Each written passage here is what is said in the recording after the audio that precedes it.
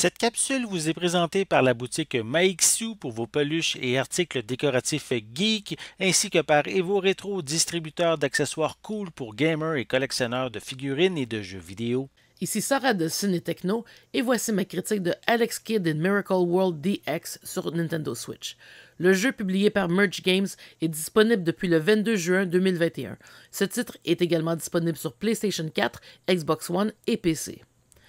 Paru initialement sur la console Sega Master System en 1986, Alex Kidd in Miracle World constitue la première apparition de l'ancienne mascotte de Sega avant que Sonic ne prenne sa place. Alex Kidd est un jeune homme dont l'allure rappelle vaguement celle d'un singe.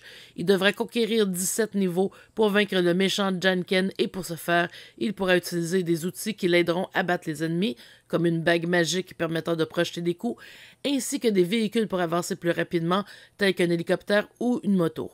Chaque boss principal mettra Alex au défi de le battre à roche-papier-ciseaux dans une épreuve de 2 de 3.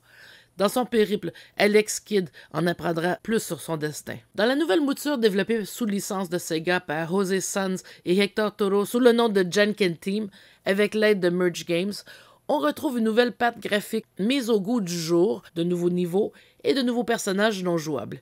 Il est aussi possible de passer à la volée entre le mode moderne et rétro et vice-versa, et de choisir le type de repas pris par Alex entre deux niveaux. En plus des classiques hamburger et onigiri, on a maintenant aussi le choix d'omelette espagnole et de fish and chips. Finalement, on peut activer le mode nombre de vies illimité si on trouve le nombre de vies initiales trop limité.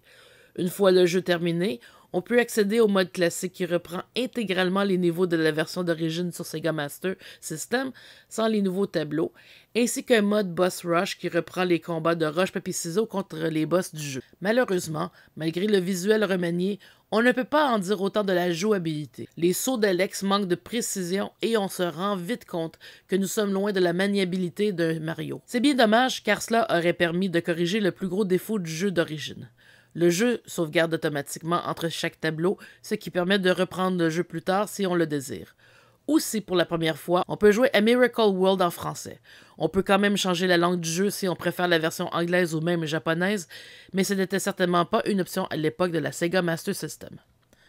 Malgré tout, Alex Kidd et Miracle World DX est clairement un jeu créé avec amour par des fans finis du jeu d'origine, sans toutefois l'améliorer sur le plan de la mécanique, ce qui est peut-être une exigence de Sega en bout de compte, même s'ils n'ont pas édité le remake. Les fans de la première heure seront heureux de retourner dans le monde d'Alex Kidd, tandis que ceux qui n'ont jamais apprécié l'ancienne mascotte de Sega ne seront pas nécessairement conquis par cette nouvelle mouture.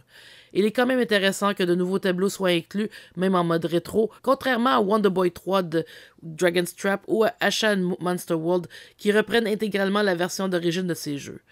Il serait intéressant de sonder les nouveaux venus à Alex Kidd pour savoir si la jouabilité imparfaite du jeu et son système de combat par roche-papier-ciseaux les découragerait d'y jouer ou s'ils aimeraient le jeu néanmoins.